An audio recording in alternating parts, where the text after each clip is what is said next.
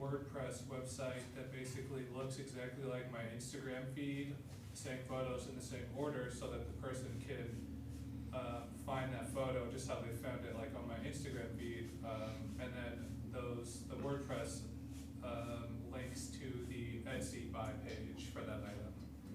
And so I haven't been putting a lot of new stuff on Instagram, so I can't really say like whether recently is a big deal, but at least as far as the clothing goes, putting stuff on Instagram is worth the time, and yeah, people that wouldn't be surfing Etsy will find it on there and buy it, so that works. It seems like I also post a lot of stuff to Pinterest, and there's some people that provides a bit of traffic as well, but I've done a lot more posting stuff on Pinterest than Instagram. Interesting. Do you automate it, or do you post it manually to Instagram? I post it manually. I think I figured out a way to do it, not manually, but Maybe I they just disabled haven't. their APIs at one point then. I actually haven't looked into it in a while, so I can't say for sure. But I think I've seen I was inspired to do this from a paid service that does that, and their key was to putting the URL that you want your Instagram photo to link to in the comments or description for your photo that you're posting, and then their API or whatever looks at your Instagram feed, and then they see that you have this URL in the writing under your Instagram picture, and that's what they use to generate a link page to on a different one. So Interesting. Okay. I can make it better and automate it, but right now I just have to post twice, like post on Instagram and post the same image on my WordPress site. So And how often do you post per day? Not often at all, because I've gotten pretty lazy about it recently. Doing like house remodel and stuff, so my fun clothing side business is taking a hit. Still selling, but I'm not putting a lot of time into it. But I have a lot of listings up, so they sell. Okay. Well, cool. Thank you for that.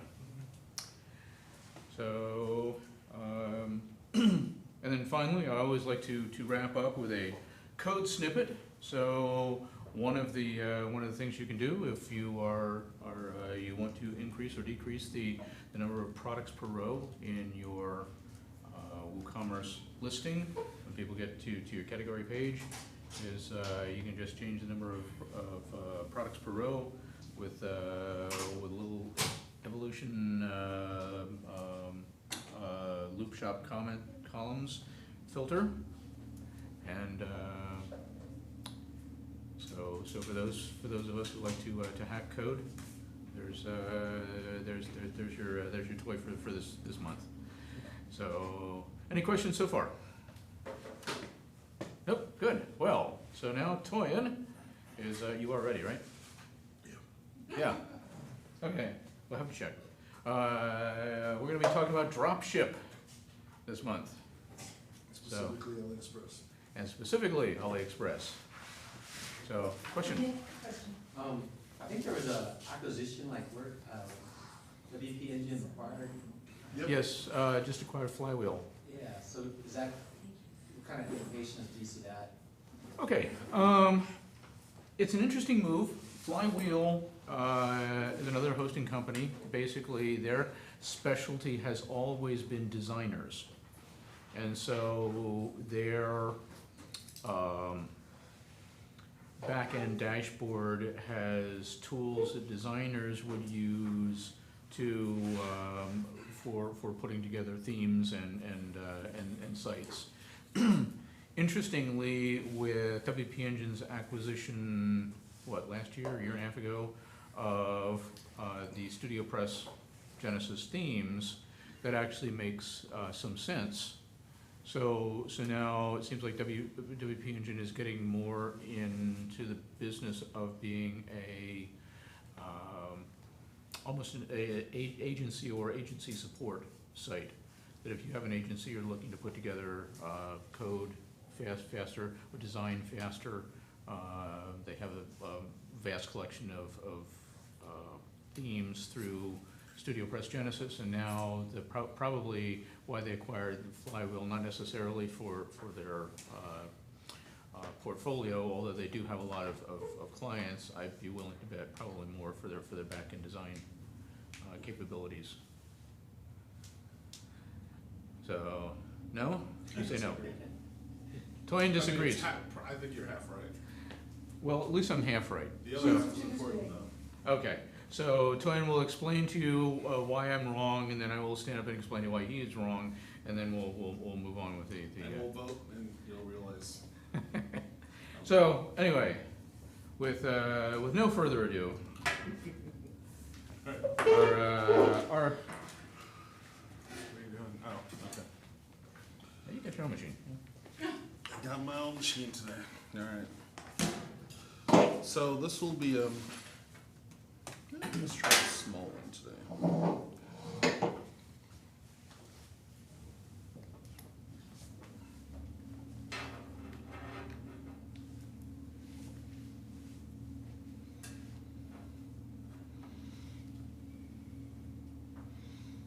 Alright.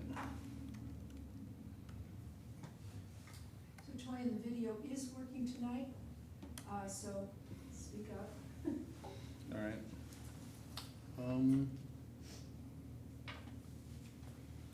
See if we can shrink that. Where's the Alright, microphone? cool.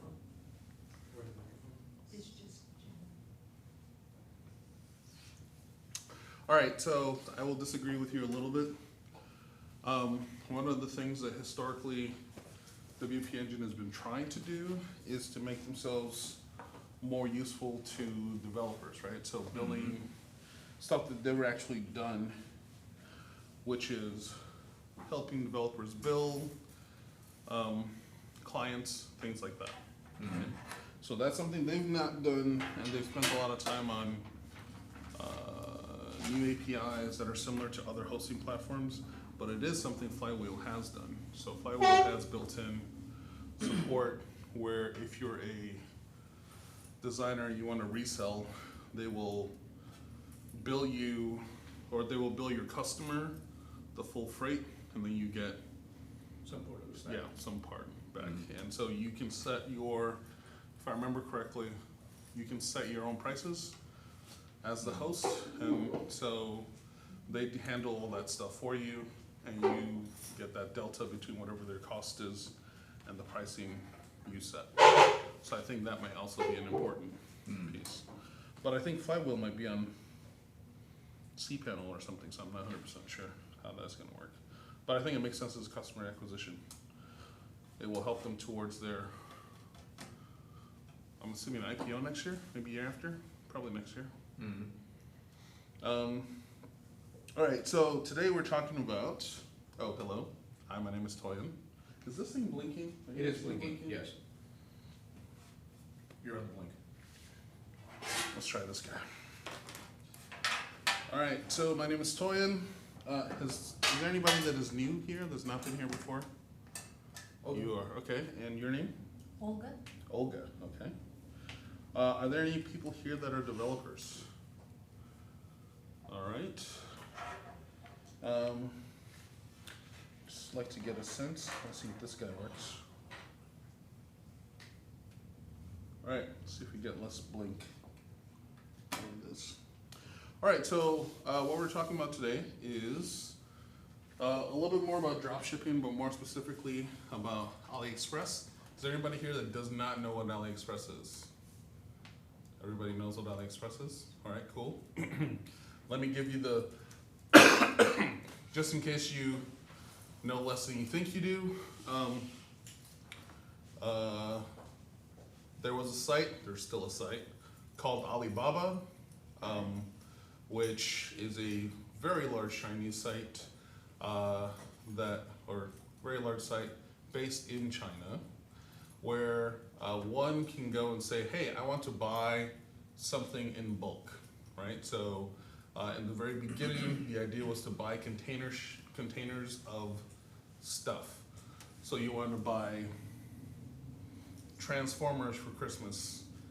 As long as you have the license, you can do all the work of tracking down a company to manufacture the product for you, and then you can figure out, you can get a fixer or you can do it yourself, where you're now taking that product from the warehouse into some kind of pallets or getting into a truck, getting it to a port somewhere, getting it from that port and shipped somewhere to another port stateside, like in LA or Houston, get that on the truck, get that to your warehouse, right? So that is the traditional way of moving product.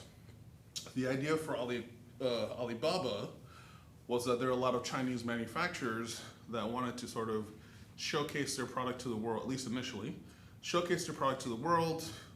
They didn't have, let's say, marketing juice. There are people that are selling stuff like transformers or erasers or pens or little rubber bands, which is not exactly the kind of thing you're going to be, most people are searching for online. So the idea was to make a directory to host these things. And that site works very well. Problem, of course, is you're buying at bulk, very large bulk quantities. So you might be buying at 1,000 pieces, 10,000 pieces, 1,000,000 pieces, right? And it works great if you have lots of capital, if you own a store, like a physical store that you're filling up, that kind of thing. But people were asking for a way to be able to buy individual products, so onesie, twosies, if you will.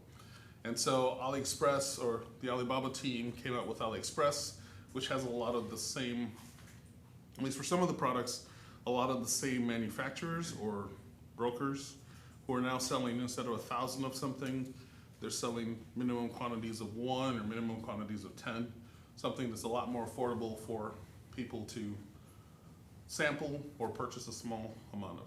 That all makes sense? All right, cool.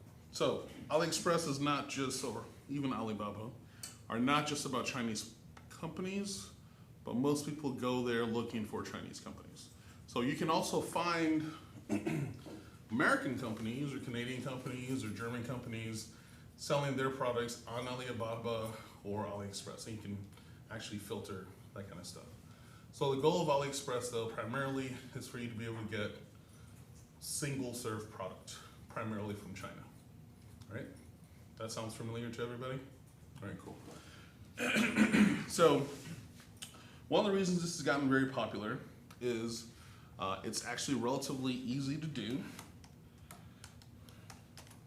I do not currently do any drop shipping from AliExpress, but I will walk through the motions here real quick, and then I'll talk about how other people do it. I do a lot of drop shipping through AliExpress. You do? Okay, cool. So, Walt, tell me if my game is off. All right. You're using Oberlo though, right? Are you using Oberlo or you're not? I have, and some of my stores do. Okay. You're not for your WordPress stores, right? Not any of that I've released on WordPress now. Are you using it for all your Shopify stores? I am. Okay.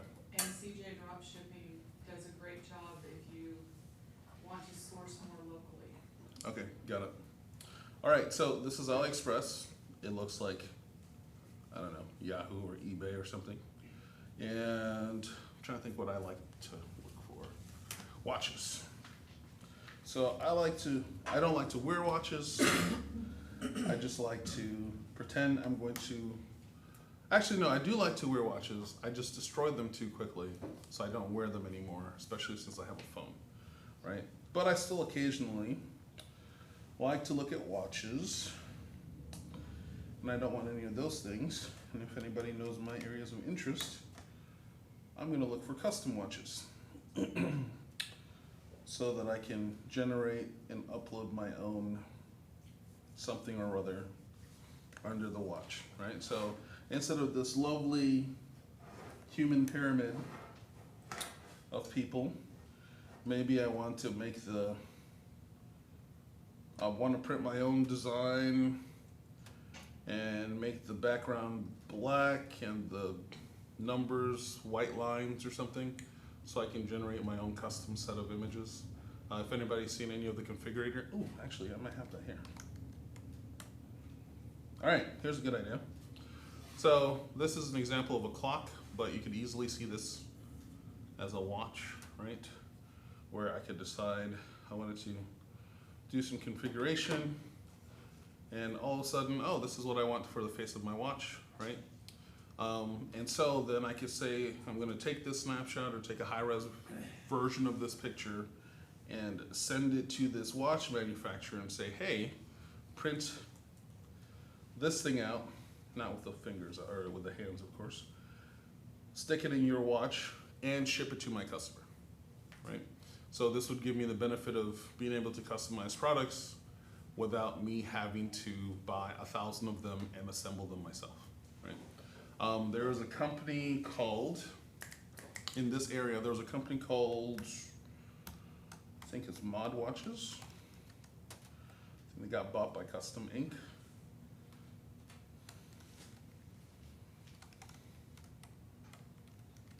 Actually, we'll do this.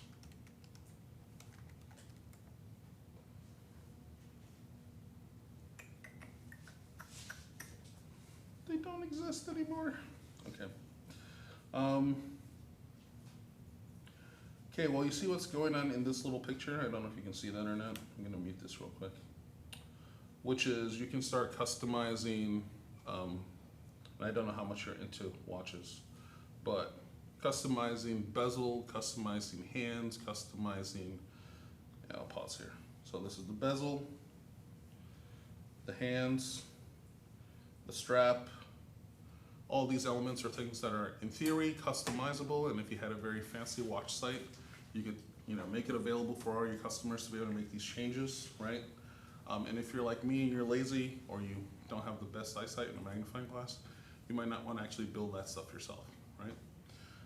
Back in the day, you'd go to Alibaba and go to this watch manufacturer and say, hey, give me 200 of the black strap, 150 of the brown ones, 75 of the red ones, et cetera, et cetera. So you have you get that shipped to you as your in store or in warehouse inventory.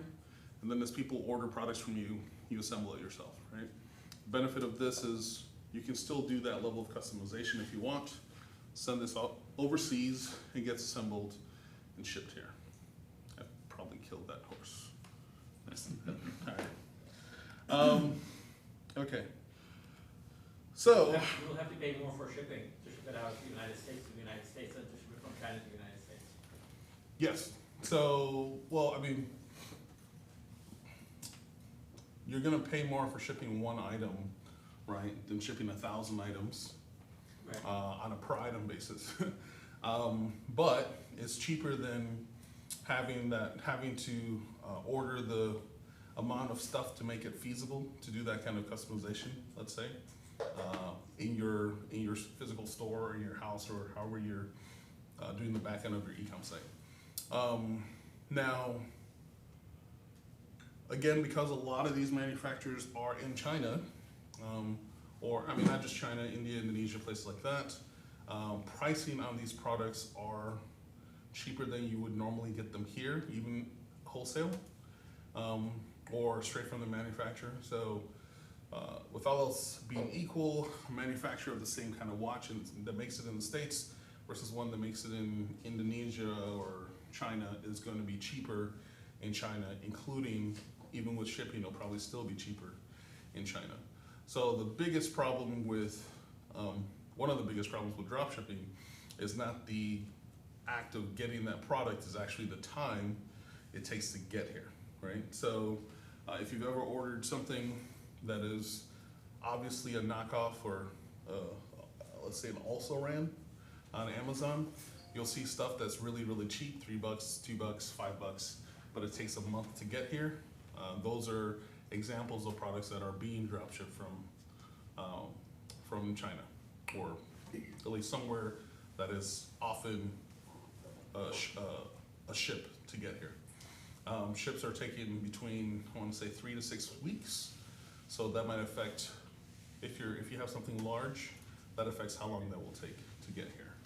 Now, one of the things that most of these guys offer, in case you're unaware, is something called e-packet.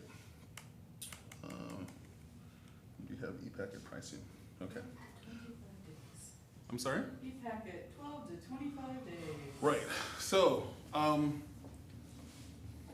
there are a bunch of words that you used to have to know when you were doing international shipping. But because Americans are stupid about that kind of stuff, the rest of the world has sort of evolved to coddle us. So you need to know words like, what are initials I can think of? Let's say FOQ, MOQ. MOQ is minimum order quantity. That's how little of something you have to buy. You had to think of things like, okay, so remember all the states I talked about? You ship something from the warehouse to the port. There's a boat that takes it to another port. Then from that port to your warehouse. Well, each of those are often handled by different companies. So you had to figure out the logistics and the customs for each of those steps, right? Using services like Alibaba, because it's now tuned for Americans or Brits that are trying to get onesie twosies. A lot of these companies have already done all that work for you. So you can say, I want to order this thing and it's $5. And then you tell them your address. They will now figure out what is it we have to pay in customs, what is it we have to pay in shipping, et cetera, et cetera. And if you're getting a price from these guys, you always want to specify an address to figure out how much it costs, like at least your sample one, so you can get a bead on how much it's gonna cost to get these products shipped to the States, right? Another thing about this is,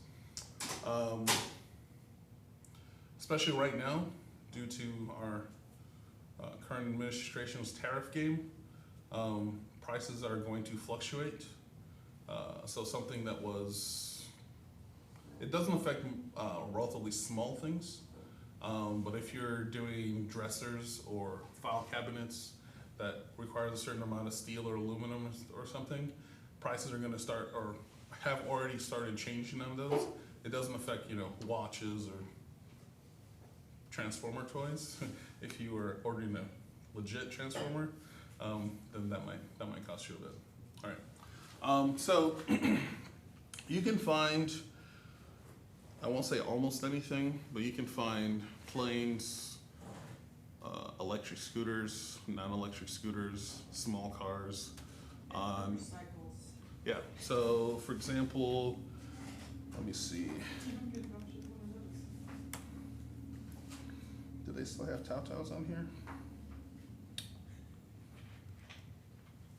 So you can buy little scooters, which apparently they don't have anymore. Or maybe I'm searching Motorized for them. scooters? I'm sorry? The motorized? Yeah. You might have to go real simple with. So every kind of standard scooter you've seen, I think these are called hoverboards. Yeah, hoverboards. All of the scooters, most of our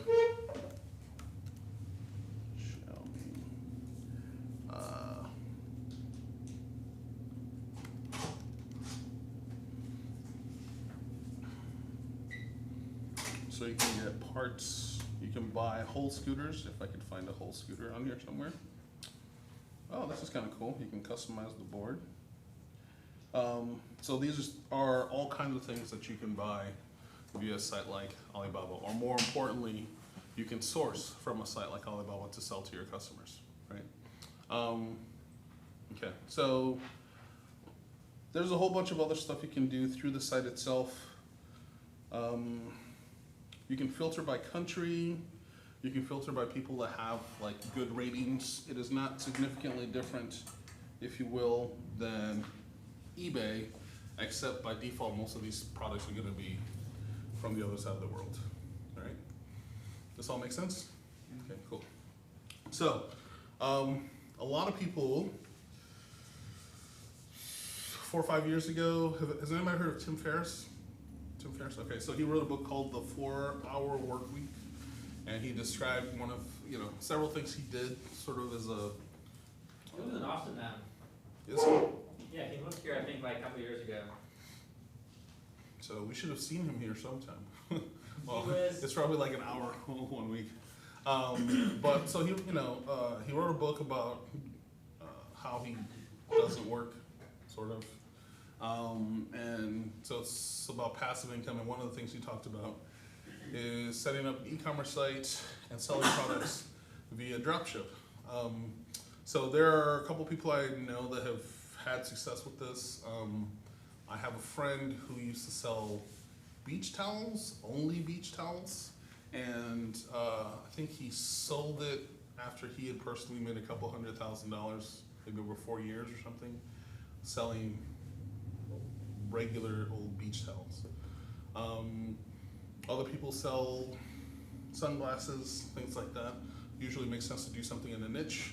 So it is definitely possible for you to use something like AliExpress to make a decent amount of money.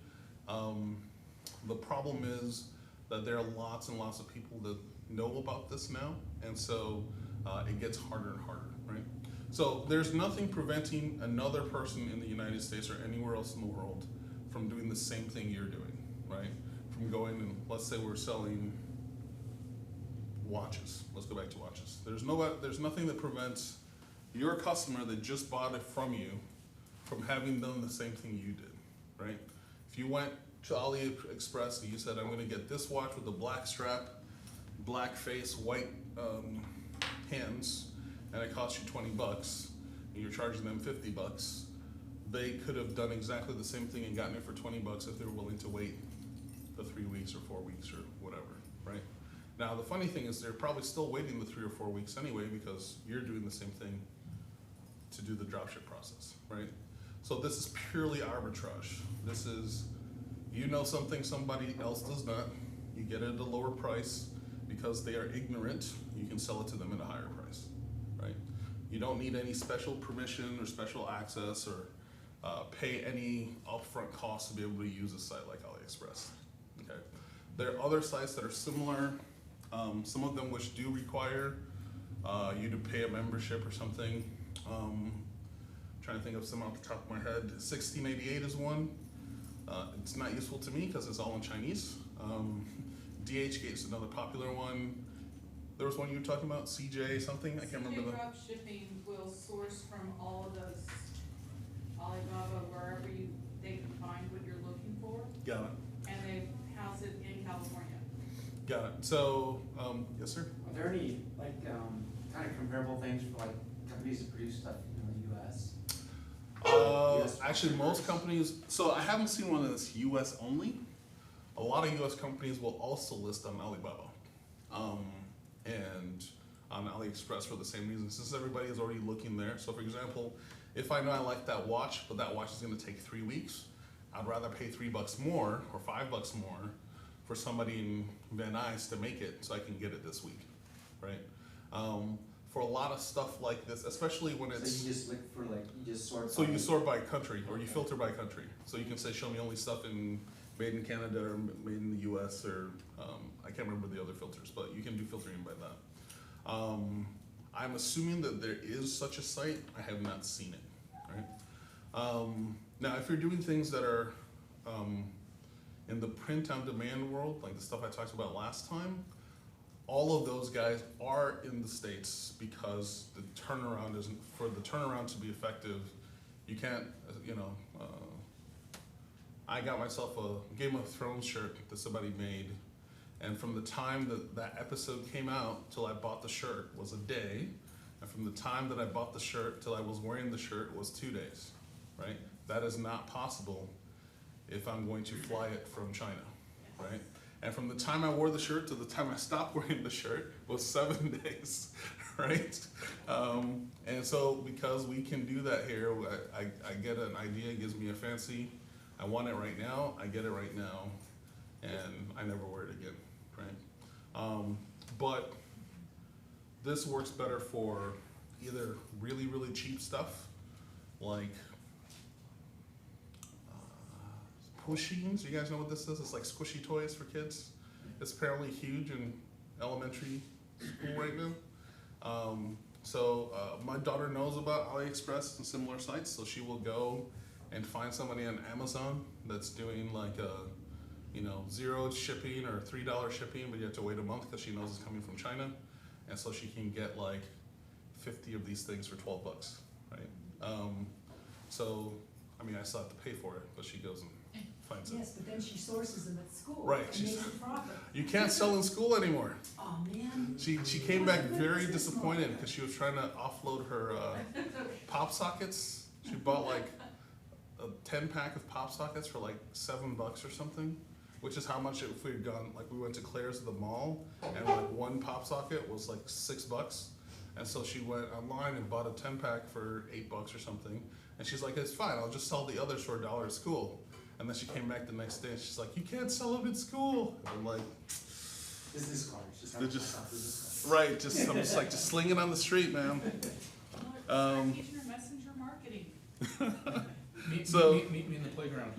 Yeah, well, I don't know. I think there are worse things to get in trouble for us. But that's the kind of thing you can do, right? Some of the savvier Chinese manufacturers, or actually more likely the brokers, are starting to do this themselves on Amazon. So you're starting to see things where you're starting to see more and more things where, for example, metal water bottles, right? They're so common now, you can find them on swag sites or foreignprint.com or whatever, right? Everybody knows there's nothing unique, actually, like that one, like a Swell, right? There's nothing particularly unique about these metal water bottles. However, people like them, they're kind of nice, they keep the water cool. If it's made in the United States or made in China, there's not any significant difference in quality or anything like that, right? So why pay $40 for it from ABC fashion brand here when you can buy it on Amazon for $7, right? So people know that. People that are in China are seeing the volumes that people are ordering these things from, and they decide to stick their own names on it and put it out here. Okay. Now that's actually something a lot of people here are also doing. One of the best ways of selling a product is to not sell anything unique, be hidden in the forest, if you will. So if there are 200 people that sell water bottles on Amazon, you can be the 201st person, and you're going to not make a ton of money, you're not gonna lose a ton of money, but as long as you stay within the same arbitrage levels as everybody else, you'll be selling 1/200th of a percentage of water bottles, right? And so that's what a lot of people are doing with sites like AliExpress. Okay. So let me talk for a second about something that is not WooCommerce specific, but it's very useful if you use Shopify. So if you use Shopify, there's a site called Oberlo, and the instant you look this thing up, it will follow you for the rest of time. So Oberlo, I want to say they're Estonian, something like that. So it's a dev team that came up. Are you raising your hand or just? No. Okay. So they're a dev team that wrote a plugin or a service that they were going to do for Magento, WooCommerce, and Shopify. And they started out with it in Shopify, and they were sort of having a little difficulty. And then they got the smart idea of making the base price free, and it took off. And they got bought by Shopify. And so Oberlo is only available now for Shopify users. There was a very small period of time where you could have alphaed it as a WooCommerce user. Okay?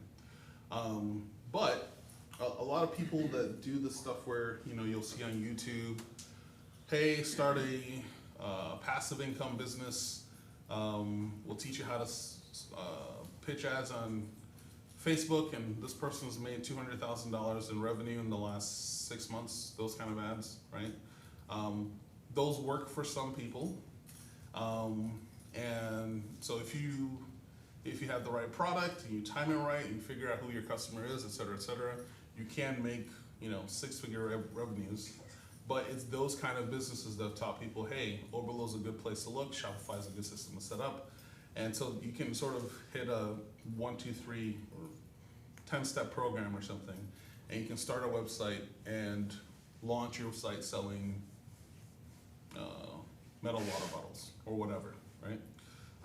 As with everything else, it's gotten commoditized because everybody is doing that kind of thing.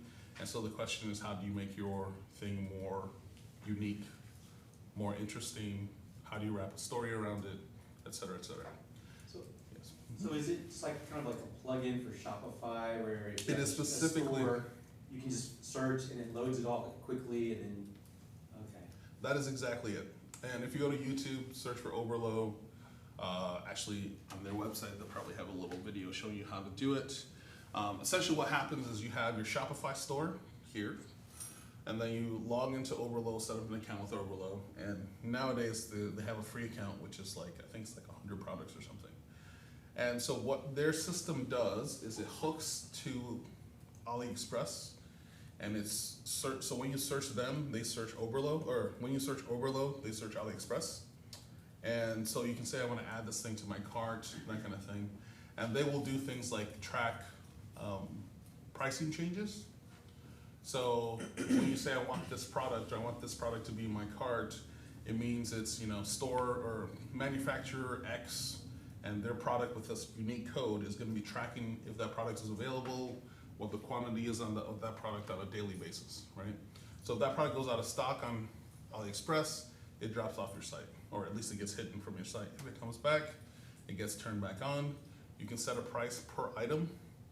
And so that delta between the price you set and the cost that it's gonna cost you from AliExpress, that's essentially what your profit's gonna be, right? The issue with some of these products, a lot of these products, is that because it is so commoditized, the delta there is 10, maybe 15%, right? So when you're seeing somebody say that they made $200,000 in revenue, yes, they might have made $200,000 in revenue, but they might have spent $30,000 in ad spend or more, and they're making really $4 an item. So maybe they only made 50 or 60,000.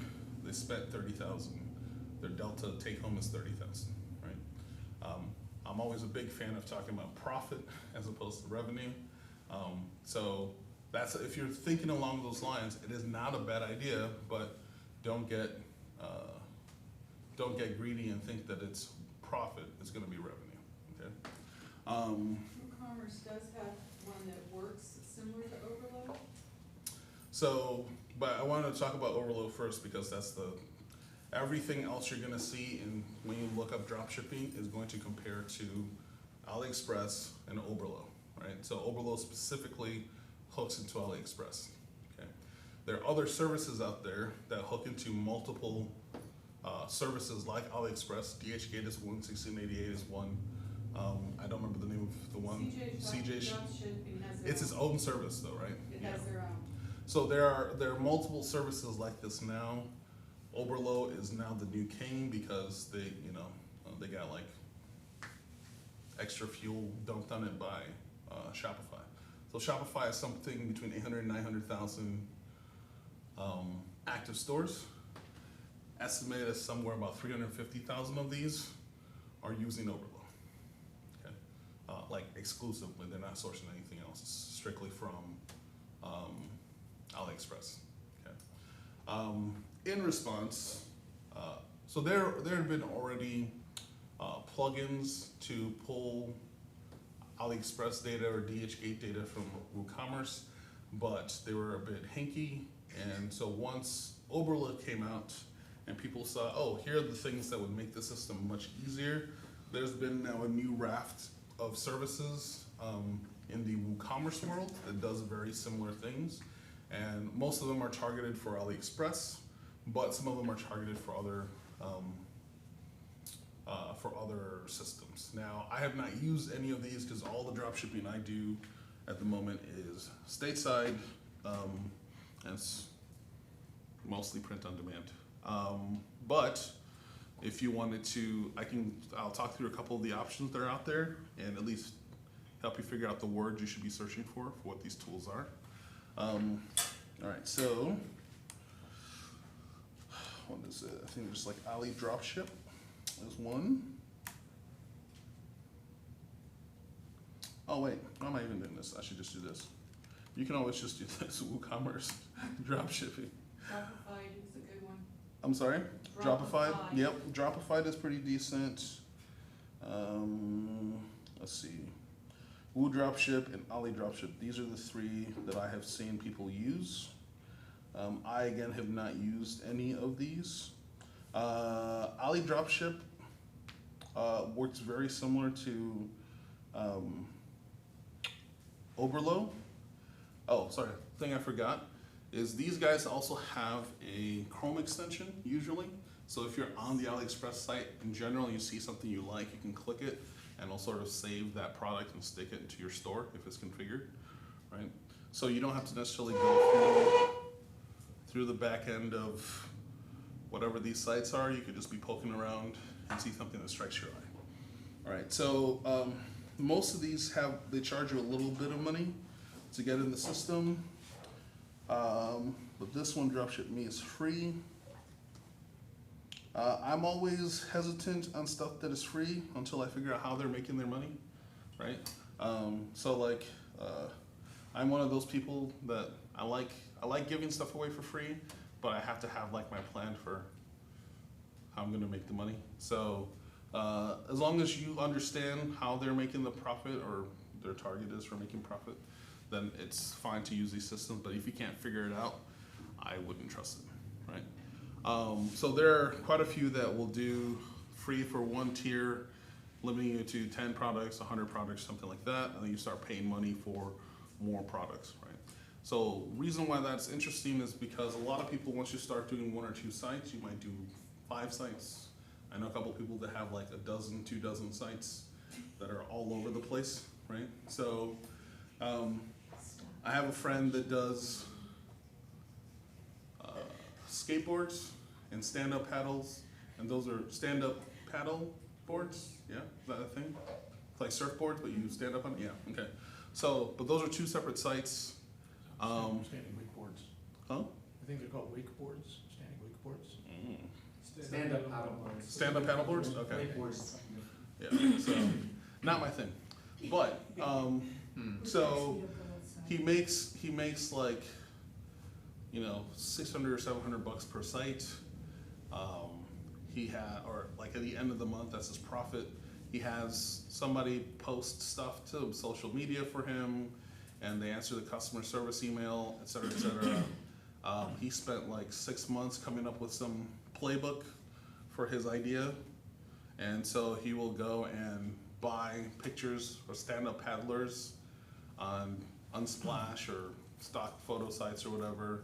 And so he has a budget for these things. And so he's at the point now where like his goal is to just make like 50 of them eventually, and each one is gonna make the 500 bucks or 700 bucks a month for him. So that is his plan. Right now I don't think he's actually working at all, not even on his sites, right? But his plan is like when he's back to working to just do that, right?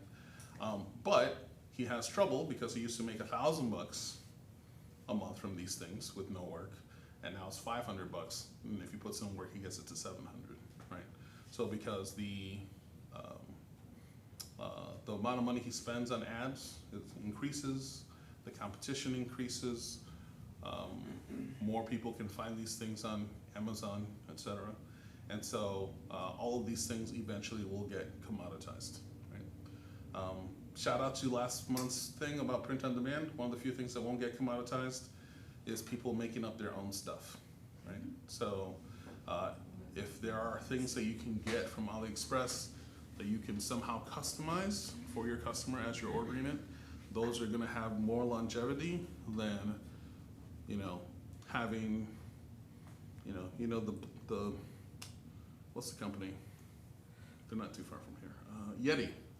Yeti had their very fancy mugs. Remember their mugs cost $40. I think they still cost $40. And then one day you went into Walmart or H-E-B and you saw the same mug with a different logo on it, and it costs $12, right? And then one of the news channels here did an experiment where they put ice in it for both of them and left it for a day. And they're like, oh, there's no difference between the two, right? And they weren't the only people. Like 30 other news companies pretty much had a hit job on Yeti, right? And so you can buy this virtually the same product for a third of the price. The difference is Yeti figured that product out first, marketed the crap out of it first. They made millions. They went public, I think, maybe maybe they didn't go public, I think they went public, on the back of sourcing that product before anybody else, right? So they're, you know, as that product got commoditized, they've moved to other things. They now have like soft coolers, I think, right? I don't understand that. But that's an example of what will happen to your product. So one of the big, I think the LED lights have like the same kind of thing, like, a number of years ago, if you kind of like, basically LED lights, they were like similar. right, well, I mean, LED lights also used to cost, you know, $50 a bulb or something. You can get a pack of them now for $20 or something. If you're ordering directly from China, you can get a pack for $8 or $6 or whatever, right? That's something else that's, you know, as people make more of it, as, you know. Supply and demand. Right, well, one is supply and demand, and two, if I've now retrofitted my warehouse to only make LEDs, I don't care if I'm making $2 on it, or if I'm making $10 on it, I need to make sure I'm not making $0 on it, right? And so I will lower the cost to keep moving product if I need to. And so that is what is happening for lots and lots of products. So one of the things to think about when getting products from any service, any dropshipping service especially, is you want to, the whole idea of dropshipping in a lot of cases reduces your risk, right? It reduces your inventory risk, it reduces the amount of physical work you have to do to box it up and ship it, et cetera, et cetera. It reduces the risk of if you got Oprah'd, right? Although that would be kind of awesome. If you got Oprah'd, it's not your problem to get it out the door. Somebody else has to bust their ass to get it out the door, right? So those are all good reasons to use a third-party service. There's a risk the other way, of course, because you're making a lot less money there because there's a very firm middleman. The benefit of AliExpress is you're about as close as no middleman as possible. In some cases, no middleman at all, or you're at a broker that is right next to the factory. Okay. So this stuff all makes sense. Okay. So, yeah, go ahead. So, I mean, I understand the whole process of, you know, drop shipping and getting products from AliExpress. So let's say that you're able to develop somewhat of a demand for your product. Is there kind of like a middle ground where you can actually have some of that product inventoried here in the States so that you can always have somewhat of a supply, but then it gets replenished? Right. Yes. So that is actually pretty much just traditional warehousing, I right? think So it's gonna be more expensive because the shipping from China to the US is cheaper than the shipping from the US to the US. well, it For depends. the customer. It depends, right? So, so this last week, Shopify they've made a series of announcements in, I think last Monday. One of the things they've come out with is they have a network. If you're a Shopify, I want to say Plus member or something, they have a network of fulfillment sites that carry a lot of the common products that dropshippers order. So a lot of dropshippers order, you know, iPhone style earbuds or power cords or battery packs or spandex yoga pants, right? It doesn't matter who you are, you're ordering the same kind of stuff because again, they're primarily going through Oberlo, and so Shopify has a very good cross section of what kind of products people are buying. So they have set up fulfillment centers around the country that are taking the top 100, top 200 most popular products and storing them here stateside. The benefit of this is if you're here in Austin and you have a customer in Michigan that orders this thing, they're not going to send it from wherever, you know, let's say Shopify is based in Ontario, but let's just assume that like it used to be that their main warehouse was in Kentucky, right? What would normally happen is you would order it from company X in China, right? They would ship it from there to your customer in Detroit, okay? That takes 3 days, a week, 4 weeks, whatever, depending on what kind of shipping system they have, right? One of the benefits, one of the things that Shopify is doing via Oberlo, because now that they have this data, they are now putting themselves in between some of these transactions. And so if they know that there are going to be 2,000 things ordered from company X, they're just going to stage it here stateside for you. at 5 or 6 locations. So now that order from Detroit isn't coming directly from China, it's getting sourced from Chicago. Order in LA is being sourced from San Francisco. Order here is being sourced from Houston, right? So this is something that they're doing because the goal is to compete against Amazon, and they're doing this to try and get it to a 2-day, 2.5-day delivery time frame for most of their big drop shipper fulfillment customers. Okay? So like on a WooCommerce site or on Shopify site, like you have that as an option, you know, delivered in 2 days, that might come from the US warehouse, delivered in 3 weeks, it's coming from China or something like that. Is it possible to configure your site that way? It is, but there is no plugin that I have seen that does that like that in WooCommerce.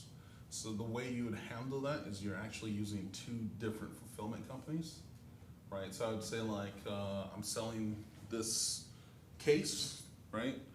And I would have 2 companies that are attached to this. Company 1 is in China, company 2 is in Long Beach or something, right? And so if somebody now picks one, picks the US shipping, I haven't seen anything intelligent do it, but you can have a human being at the last step say, okay, fulfill with this one, fulfill with this one. And so that you can determine which company is doing the fulfillment, right? There's nothing automated to do that? Not that I have seen, not in WooCommerce, and I mean, until last week, it didn't exist in Shopify either. It's the kind of thing, this is one of the reasons why Amazon has a lead on everybody, right? So Shopify announced that that is coming, but you must be spending $1,000 more a month on hosting with Shopify, right? It's not for regular people. But I think that there will be, it wouldn't be surprising to me that it's in another year that's gonna happen. Now, what you're talking about, sort of having some inventory locally and then sort of staging. All right, so let me give you a story about customizable. I'm all about customizable products, so I'll talk about customizable jewelry, okay? So I used to work for a company that made customizable jewelry, and you can say, I want this jewelry with this part red, this part blue, et cetera, okay? So for certain pieces of jewelry, you can make 400 combinations, right? But people being people, we tend to pick the same 5, 10, 30 combinations, right?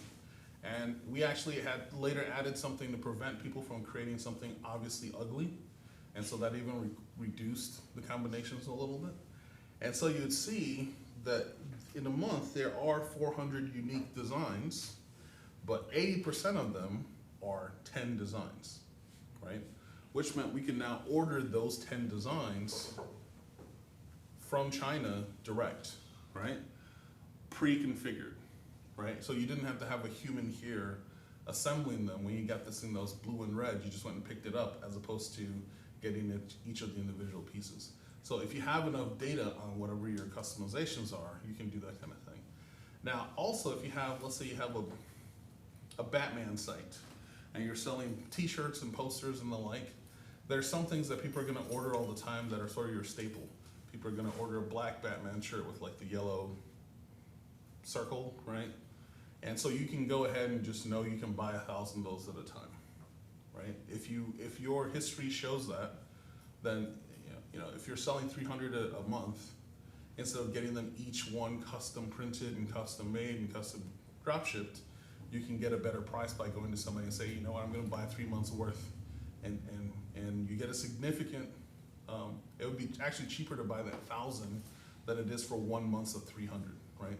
So if you're able to afford the money and afford the risk, it's always better to buy in bulk, right? But the reason why you tend not to is you don't necessarily know what your customers want. You don't want to take the risk, but if you do know what they want, or you can project, or if you can project what they want and you're fairly confident, then yes, that does make sense to do. So there are cases where, in the case of the water bottles, right? You know, you're selling 1, 10, 100, you're getting up to 200 a month, fairly regularly on Amazon. Maybe it's a time to drop $2,000 or buy 2,000 of them, and you don't have to have it shipped to you directly. You can have it shipped to a fulfillment center, or you can have it shipped to Amazon, right? And so you're gonna increase your cost a little bit, But if you're doing it as a normal AliExpress dropship thing, that container might cost you $5, right? If you're doing it as a 2,000 products at a time, that container might cost you $2, right? So if you say I'm going to spend that per product on 1,000 of them or 2,000 of them, and you pay 50 cents to $1 for storing it at a fulfillment center, on a per product basis, it might still be cheaper for you to order that large set, stick it in the fulfillment center, and have them do the shipping for you. Okay. But that's depends on a case by case basis. The larger the item is, the better it is to pre-ship, because the larger the item is, the less likely you can fly it on a plane that's cheap, right? So a lot of things, eyeglasses, books, clothing, the reason that the e-packet cost is relatively low is because somebody can stick that thing on a plane and they can fly it here. If it's a moped, it has to go on, you can stick it on a plane, but if it costs $5 to send a pair of eyeglasses on a plane, it's going to cost more than the cost of the moped, to stick it on the plane. And so those are the kind of trade-offs you're making. So e-packet, that always means it's coming by plane, basically? It does not always, usually it does. So e-packet is usually what somebody gives for free, and oftentimes it is the best available. So best available sometimes means my boat is almost to a dock, and so then that's right. E-packet is trackable as well. Yes. It's So one of the few options from Ali that allows you to track. now you can always insist, if depending on the relationship you end up having with your source, you can always insist on someone like DHL, right? And DHL will ship stuff and fly it here if you ask them to. Again, this is going to cost more, right? Oh, yeah. So My understanding is I've that seen China, it. the government subsidizes whatever the Lots China of things, posts, so right. that's why it's so Right. cheaper. because it's in the government's interest to, it's a export economy, they want to make it as easy as possible to export product, right? So I don't think it's subsidized, I think it's just something to do with like postal regulations, because China's a developing country, there's like the specific, some sort of agreements between like the post offices, mhm. that basically it costs much cheaper from China to ship to the US than from the US to China. That So is that's why- true. So that's why it's actually cheaper to ship from China to the US than to ship within the US to the US. So that is technically true that China is a developing country, but China is also the second largest economy, right? So So that's not part of the postal regulations. that is a nicely negotiated postal regulation, but there's no reason why it shouldn't cost more. Because the physical cost of putting it on a boat or putting it on a plane is more than whatever you're paying for those e-packet costs, right? And so that's one of the reasons why it becomes interesting to order something from China, where if I was doing it from, let's say Seattle to here, right? I don't understand how the cheapest I can get it from Seattle to here is $6 using the post office, and it's $3.99 from China, right? So it's there are loopholes there that people are getting away with. Eventually, I'm sure will either price increases in oil or politics will change those. A lot of China's shipping has to do, when they charge for e-pack, depends on how far away they are from a postal location. Because there are some places that manufacture and they have to truck it a long way. Right. And so e-packet might cost you $5 to get it here, and another company having that same product might charge you $2, but the cost of the product may be higher, so you have to always be careful. Do the math So on it, right? price. So another thing to keep in mind though, and being stereotypical here, a lot of times there will be some product, like a city becomes known for a product, right? So I used to sell bamboo flooring, and we always got our stuff from Guangzhou, right? Because they're like, somebody started a bamboo company, somebody got pissed off and left, somebody got pissed off and left, all of a sudden you got like 10 competing bamboo companies driving down the price of bamboo, right? There are 2 cities I know of that specialize in socks. And here in the States we think, oh, a city, like Austin's a city, right? We got what, 2 million people, something like that. There are cities you've never heard of in China that have 1 million people that only make socks, right? So it's not just a matter of finding the main supplier. You can find his disgruntled employee that knows everything about the company, and his ex-wife that's pissed off at both of them, and she gives you better deals, right? And so it's a matter of the benefit of a site like Alibaba or AliExpress is that you can sort of look at them all next to each other. Yes, sir. And generally, they have ratings for quality of product as well for the stuff, like, if you're buying stuff, it seems like you should always have a physical product at least So, once, so you can. Everything you try and it's not just if you're ordering from China. If I'm ordering stuff from here that I'm gonna sell to somebody else, I always get one of everything. Okay, so back in the day, I used to do a lot of print and custom printing and the like. And in the print industry, you can call up a printer and say, send me samples, right? They will take the overage or whatever they have, stick it in an envelope, and send it to you, and you can be like, oh, okay, their luster looks like this, their matte looks like this, it smells weird, those kind of things, right? So you know whether or not you want to use that company or not. Same thing. So I used to do watches. And so the first watch I ordered the same watch from 4 companies, and they each cost me like $25 or something. And I got them all, and I took them all apart, and I put them all back together. That's the trick, because I suck at that part. And figure out which ones still worked after I put them back together, and that helped me shrink the companies I wanted to work with, right? But it doesn't matter what you're doing, you should always validate the product. There are 2 reasons. Another reason is that it's good you can take pictures of the product if you don't have it already. But yes, you should always get a sample. In addition to that, as a general rule, AliExpress will have information about how many transactions a company has done, ballpark on money, not money, not like, it won't be like this person's done $10,000, but it'll be like they've done 10,000 transactions, right? It will have reviews from people, especially AliExpress, much more so than Alibaba, because especially in like the EU, lots of people know to buy stuff from AliExpress, and we Americans don't. And so you can check out reviews just like on Amazon, the strap on this watch was weird or whatever, and you can go through that kind of review. More importantly, AliExpress also has a set of rankings, so people that haven't had problems, like if somebody has a problem, they're gonna complain to the network, they'll complain to AliExpress. So they also have rankings of sort of good operators, or not good, known good operators. So people that Ali hasn't had problems with, or that have consistently high ratings. So there are searches you can filter by that way. Of course, those guys tend to cost more for good reasons. They have more processes and steps in their sourcing process, or human beings you talk to. So you can find that stuff through AliExpress. However, you should always still verify. Guy in the green. And other reviews, are they trustworthy? Like, if the company doesn't like the review, is there kind of like a way for them to remove it? Not that I know of, but it wouldn't surprise me.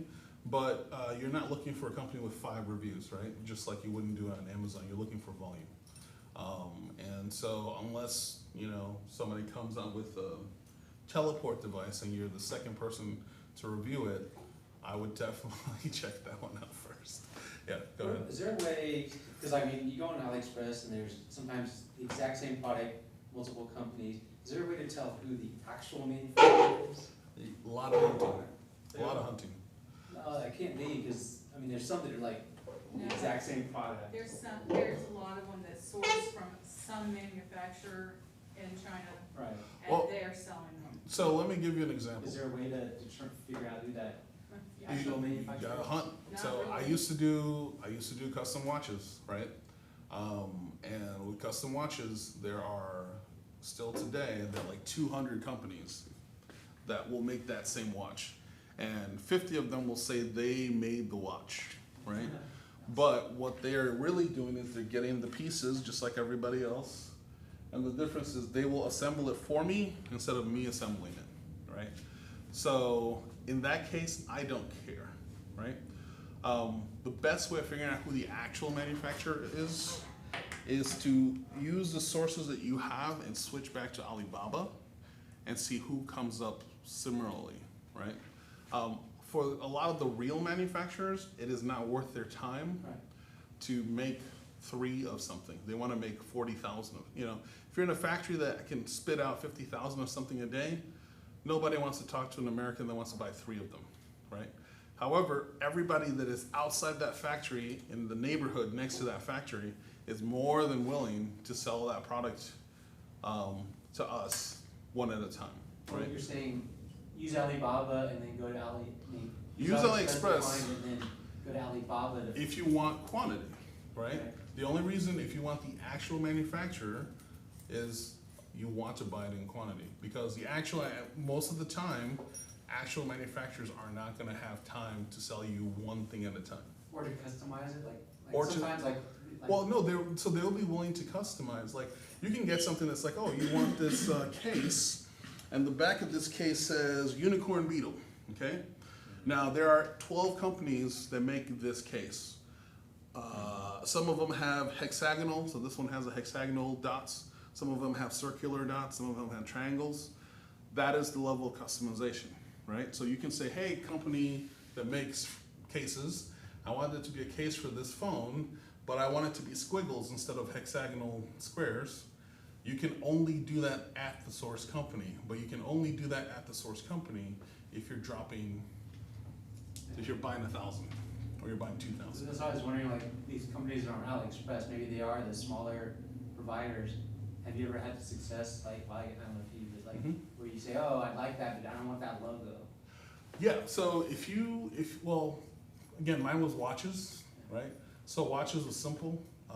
Most of the time, there's nothing on it besides what's on the face, and I can customize what's on the face. But if it's something like, I have a water bottle, and it says Smith bottles or something, I don't know. A lot of times, somebody made lots of, Smith Bottle Company wanted 5,000 of them. The cheapest way they could make it was to make 7,000 of them, right? And so they have 2,000 they need to get rid of.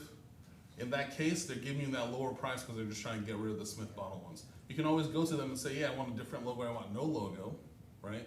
That would affect the price, but that would also affect, whether you want to come up with a Joseph Smith Bottle Company as opposed to Steve Smith or something, right? So, but yeah, so if you're talking to, even if you're talking to a broker and you say you want that, a lot of times they will still say yes, but they will give you numbers. Your MOQ is going to, minimum order quantity is going to increase because then they're talking to the manufacturer to get it done, right? And so a lot of times those guys are also aggregating orders, right? So if I want to be able to sell 50,000 watches, I'm a broker, I will talk with 8 other brokers or something, and we will take that 50,000 order, and at that scale, then the warehouse will do whatever the heck you want, right? They just don't want individual orders for 5 or 10 or 3 or whatever. And so your broker oftentimes your broker might be able to work with you on that. If they have newer equipment, then they might be able to do these every single one customized, right? So the stuff I did last month, that's print on demand, they're just essentially giant printers, and every single thing is being printed as you order it, and so every single thing can be customized, right? If it involves like injection molding or embossing or anything like that, all of that stuff requires some ramp up time. But if it's like, I want the logo on this hat to be different, I want the superhero on this poster to be different, that stuff is all trivial. You should always ask and see what the request is. But so the way, before all of these fancy systems, you didn't need any of this. All you had to do was go to AliExpress, find the company you wanted to work with, or 2 or 3 of them, get a sample, pick what you want, and then you decide, I'm gonna sell this product, okay? At that point, somebody goes to your website and they buy the product, and they pay you money for the product, right? Now, the next step you do is you get that order. Let's say you sold a watch and it's $50, and you know that the cost of the watch for you is gonna be $25. So somebody says, I want this watch with the black strap white background, black numbers, right? So you take that, and then you go back to AliExpress, you click on that company, and you say, hello, so-and-so, I want this order, put in the specifics of it, ship it to this address, put in the specifics, and then do not include any of your materials. This is for dropshipping, right? That is exactly the same thing Oberlo or any other dropshipping system does. They're essentially sending you that email, sending that email on your behalf. So when I used to do dropship, that's how, or when I used to do international dropship, that's how I did it. I just took the stuff, stuck in, I'm a programmer, so stuck into a spreadsheet, I copied out of the spreadsheet, pasted it in. And you do that, once a day, once every 2 days or whatever, and that's how you get the process going. When they ship it out, they will give you a tracking number if you use ePacket or DHL or something, then you paste that to an email to your customer, right? Very not no technology, but no fanciness, right? What these systems do now is that they do those steps for you. So Oberlo, because it integrates well with Shopify, will send that for you. Ali Dropship or DropshipX or Woo Dropship do that same kind of thing for WooCommerce for you, right? Now, there are situations where you have a store where you have multiple vendors, right? So if you're now saying I'm getting my Batman goggles from company 1, my Batman poster from company 2, and Batman shirt from company 3, and somebody orders all 3 of those, right? Delivery times are gonna be different, right? And so using a service like WooCommerce, it's a little easier for setting, if you wanna customize your pricing, you can customize pricing. I usually don't recommend it. It's better to customize the product pricing as opposed to the shipping pricing, right? Because then, actually I usually say do flat pricing for those. But the idea is then somebody orders 3 things. The goggles might get here tomorrow, maybe not tomorrow, next Monday. The t-shirt might get here next Tuesday. And a month later, the poster comes in, right?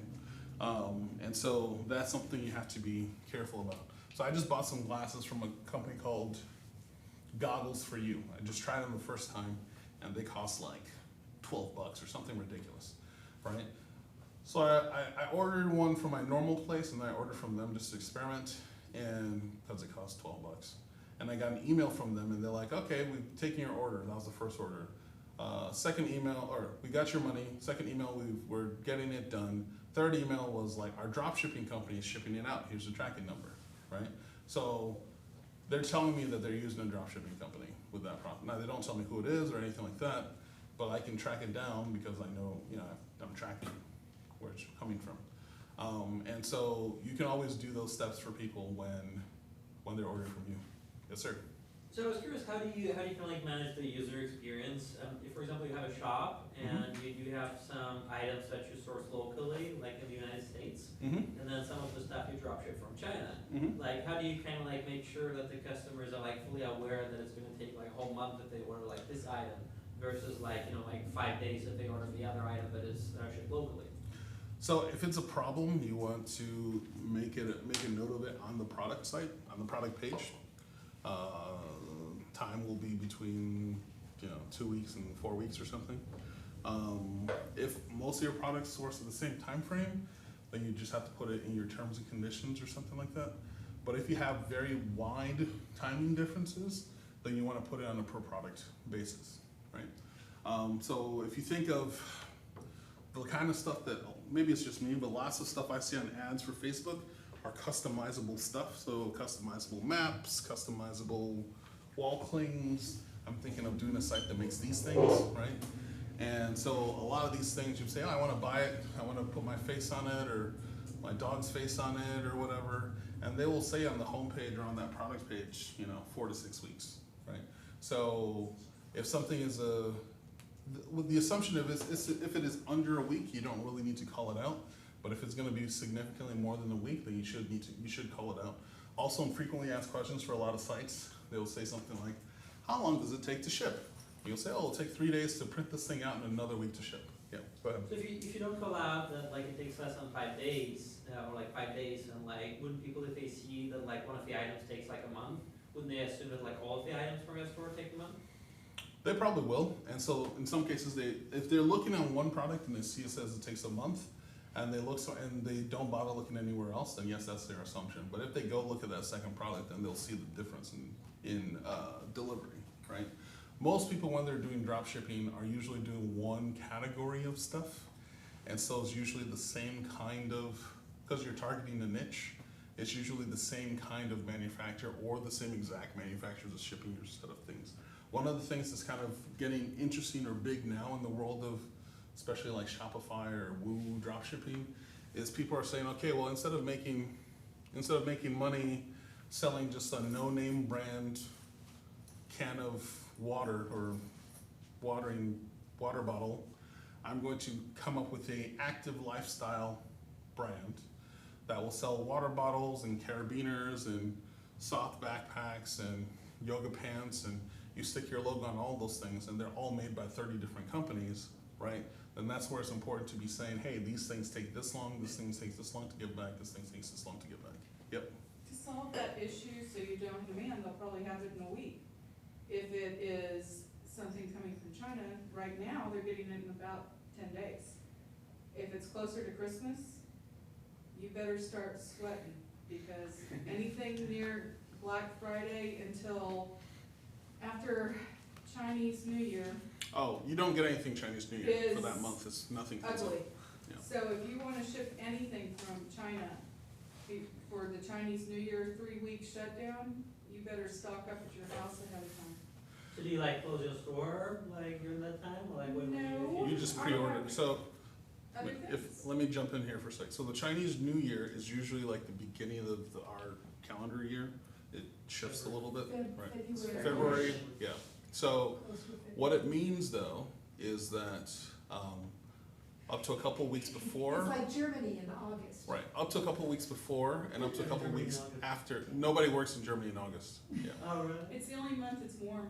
Yeah, like I don't mean like nobody. I mean actually nobody. There's nothing. that They're goes on. like cops barely work in August in Germany.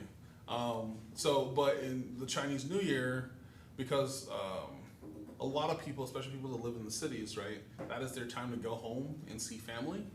And so like Thanksgiving for us, so people, when they're gone, they are gone. And so a company that ships doesn't ship anything for that time frame. So if you know you're gonna have, you have an idea of your normal forecast, you pre-order, or you change your lineup of products to order from somewhere else, right? Third-party warehouses are good.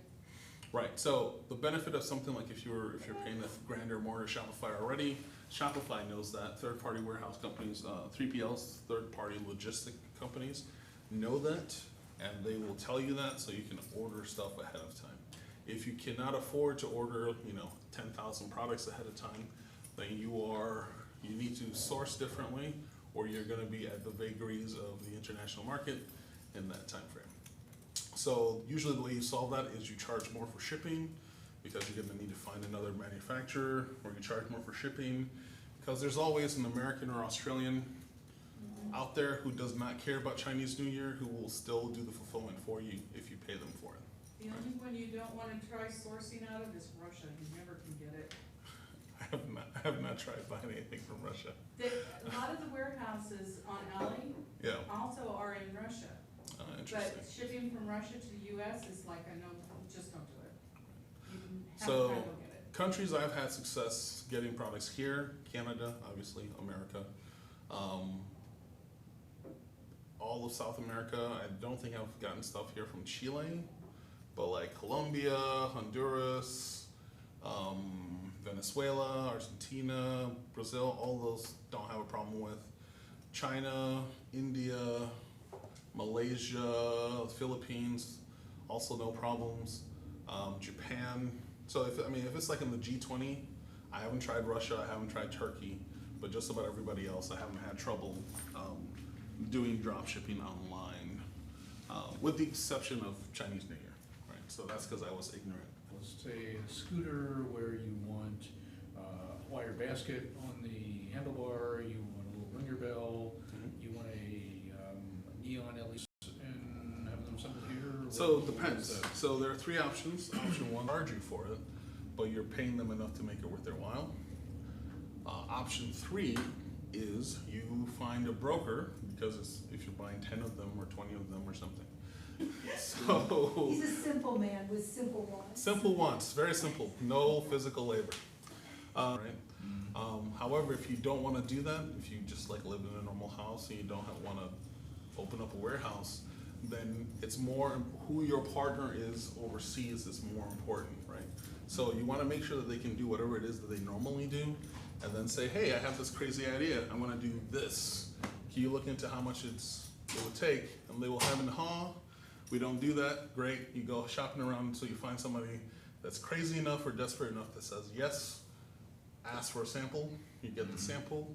You're off to the markets, right? So a lot of these things end up being some dude in school, and he listed himself on Alibaba or AliExpress because, you know, he has 8 other friends that are doing this as a hustle, and you just happen to contact him, and he happens to have the right connections, and you know, he's probably not doing the work himself, or she's probably not doing the work himself. They ask some friends to help out or whatever.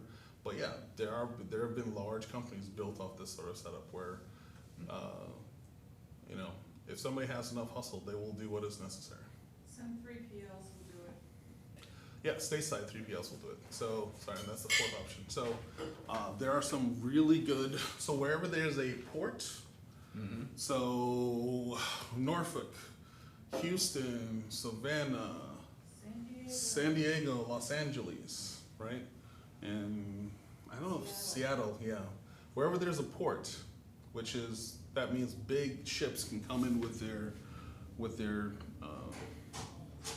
20-foot containers, yeah. Oh, and Portland, don't forget Portland. I'm not coming though, they're just, wherever there's one of those guys, there are going to be logistics companies which their entire job is to get that container off the boat and into a warehouse, right?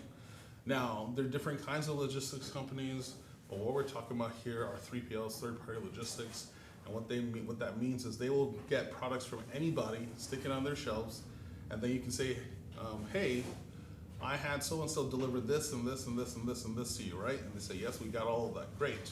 I have an order that requires this and this and this, ship it out. So you can get it from different sources and stage it there, right? Now, just like I was talking about the third party or the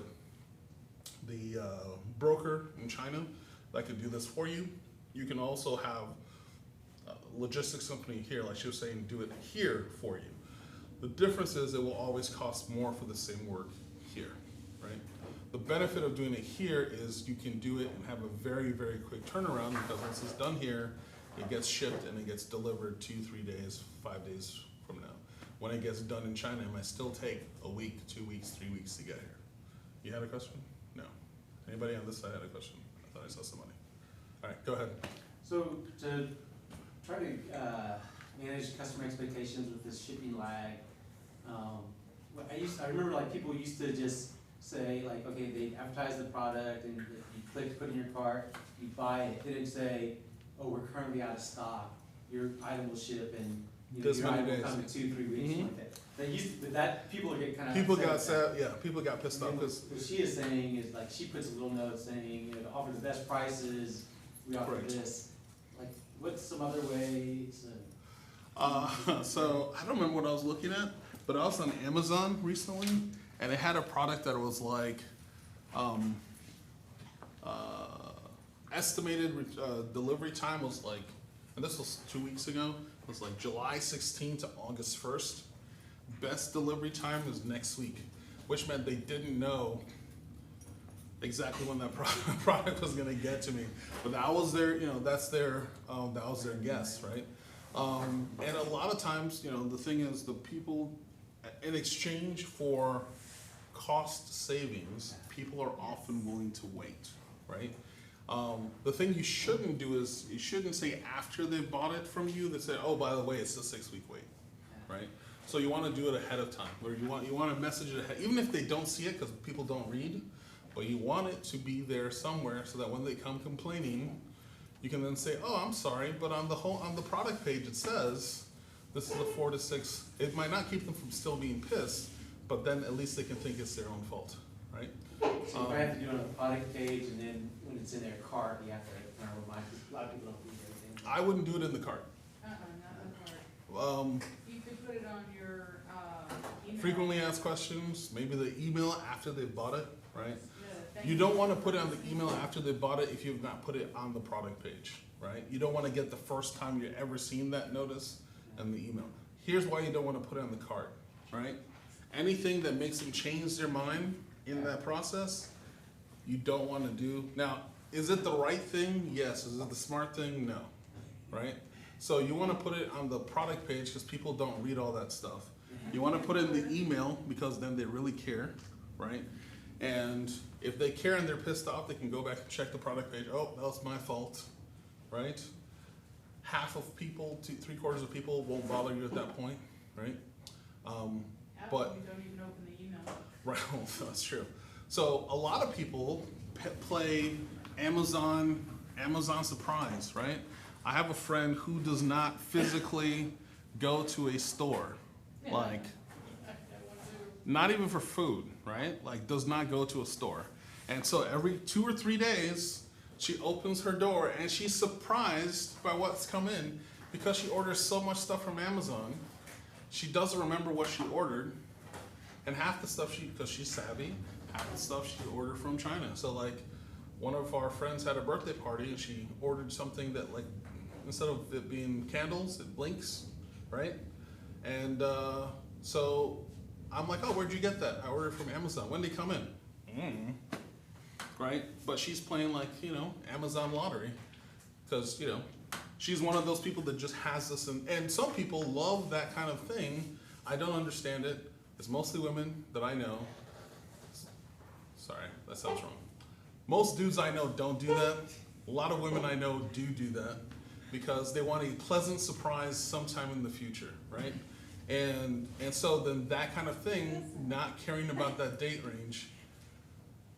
I'm sorry. You just say that they're flexible individuals who Sure, they're don't feel flexible. rigid. I am not flexible. Like I order my stuff and I pay Prime because I want it tomorrow or the day after. If it's past that, then I'll hit it on the weekend when I'm at the store or something, right? But there, there's some people that like the something in the box things, right? I don't want surprises. I want what I paid for, right? But some people love the stuff in the box kind of thing, right? So having that sort of delayed gratification, you've forgotten that you've ordered it almost, and then all of a sudden, oh, I forgot about this. This is awesome, right? There's also that kind of thing, depending on your demographic, right? A lot of times though, if you have something that's taken a lot of time, the reason it's taking a lot of time, or the reason it should be taking a lot of time, is that you're doing something special, or it is a special product, right? So if it's something that you can't get here, that is a reason for it to take longer. But if you're doing something that takes 6 weeks and other people can find it here for 1 week, you will not sell it. So you need to find who they're sourcing from to get it in a week, right?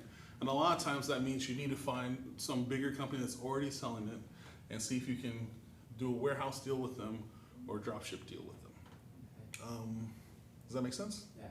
Yep, you got another question? I have so many questions. Go ahead, go ahead. This is great. But so, the other thing is like automation. So like, let's say you have a WordPress or a Shopify and you have some kind of like obscure product that is not provided on Overlow. And so somebody orders it on your site and then you get, basically you see the order, but it's a manual process to put that into AliExpress. Correct. Is there anything that's made that easy? Are there any apps or anything that are? Right, so the plugins I mentioned earlier, the ones that are specifically for like, so Overload does it for you. Right. But can I tell, like, if I have some obscure product that's not listed with Overload, can I say, You still have to hey, do it manually. You still have to do I it have to do it manually. manually? I don't know, well, at least I do not currently know of a system that does not do that. If you're doing it, oh wait, actually, I do, sorry. So if you are doing, let's say you're doing, I don't know for Shopify, but if you're doing something for WooCommerce, and you're doing something like, hey, I want to sell this product that does not exist, that you just found it yourself, right? So I found, I don't know, giant whiteboards that I sourced from somebody, and it's not available anywhere. I just went and emailed some company and say, hey, are you willing to dropship for me, right? when somebody buys that product, there are a couple plugins you can do that says, when this product is bought, send an email and put in the customer's information, right? So there's a plugin called, I wanna say WC Vendors, WooCommerce Vendors. It's really supposed to be for if you're doing a big like multi-vendor website, but it will work for this purpose where it will trigger an email to a customer, right? And I'm assuming at that point they have your credit card on file or something so they can bill you.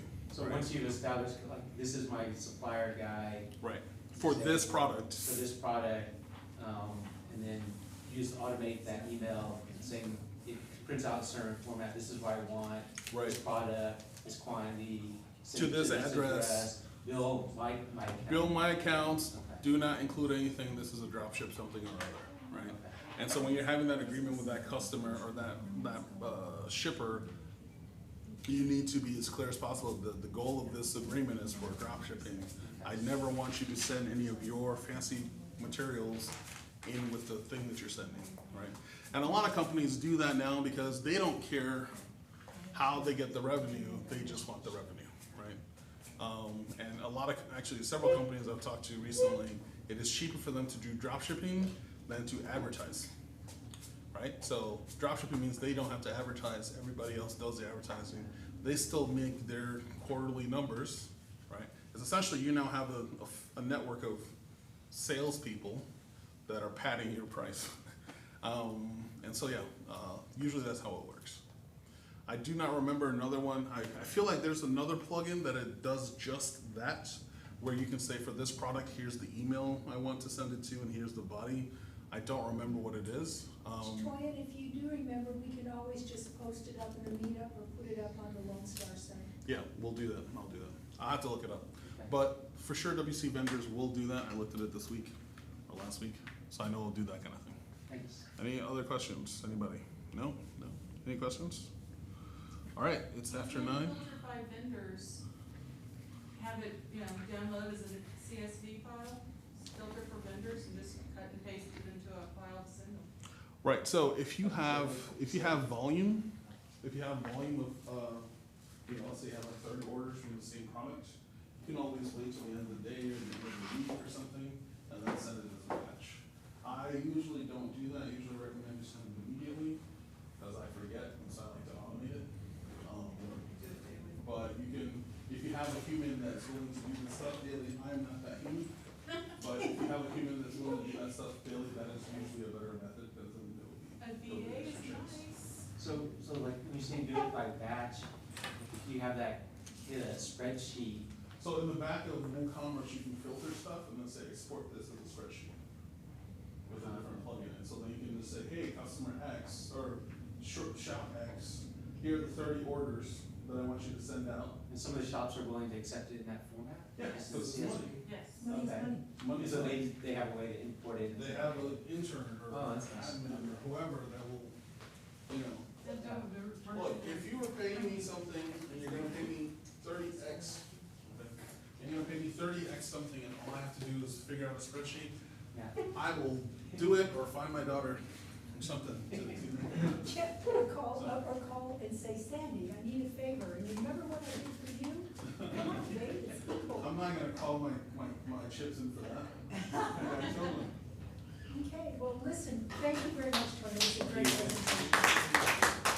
The good news is this was all on, Capital Factory, has it all, I tested it, it's uploaded. The link, if you go to the meetup, go down to comments, the link is right there, so you can watch it again if you didn't take notes, or you think, I think Toyin said this, the video is up there, thanks to our good friends at Capital.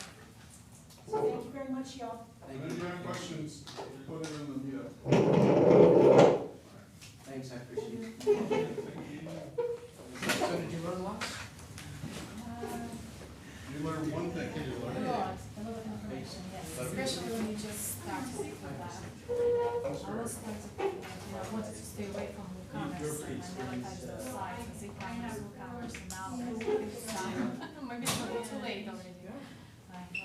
So, Yeah, it's interesting do a lot information. of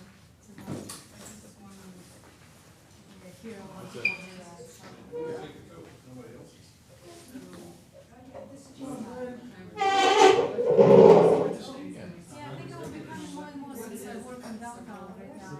That's all, those are what do you do? Web development. Suppliers or? Those I work with you. Those two come from. Oh, like in the new building?